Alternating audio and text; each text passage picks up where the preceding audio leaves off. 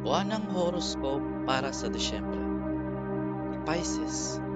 Ang mga taong may zodiac sign na Pisces, ang Venus ay magbibigay daan sa inyong paglago.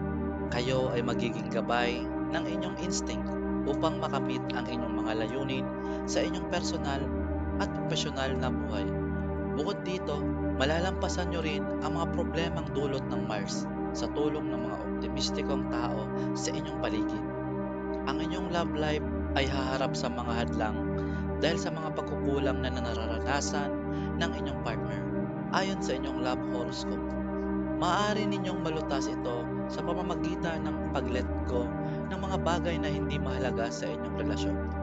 Bukod dito, ipakita ang inyong pagmamahal at dedikasyon sa inyong relasyon sa inyong partner.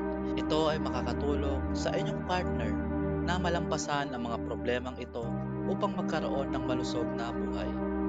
Sa finance horoscope ng mga taong may zodiac sign na Pisces, ay nagsasabi na magiging makabuluhan ang buwan na ito. Ang inyong kasalukuyang mga investment at mga risky investments ay magdudulot ng magandang kita. Ito rin ay magiging magandang panahon para isakatuparan ang inyong mga plano sa pagpapalawak ng negosyo. Gayunpaman, ito ay nirerekomenda na kayo ay magkonsulta sa isang astrologo bago isakatuparan ang mga ideya na ito.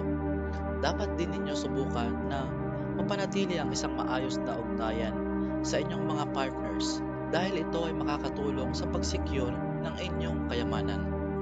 Pagdating sa inyong karera, hindi ninyo matatanggap ang inaasahang paglago ngayong buwan. Mararamdaman ninyo na ang lahat ng inyong pagsisipag sa pagtatrabaho ay nauuwi lamang sa wala.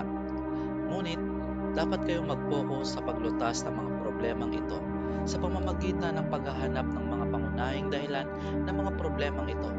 Ayon sa inyong career horoscope, sa kabila ng lahat ng mga problema, magkakaroon kayo ng magandang ugnayan sa inyong mga kasamahan sa trabaho na makakatulong sa inyo sa hinaharap. Ang health horoscope ay nagtala ng mga problema pagdating sa inyong kalusugan ng katawan at isipan. Dapat ninyong sundan ang karaniwang diet at ehersisyo na programa upang mapanatili ang mabuting kalusugan ng katawan.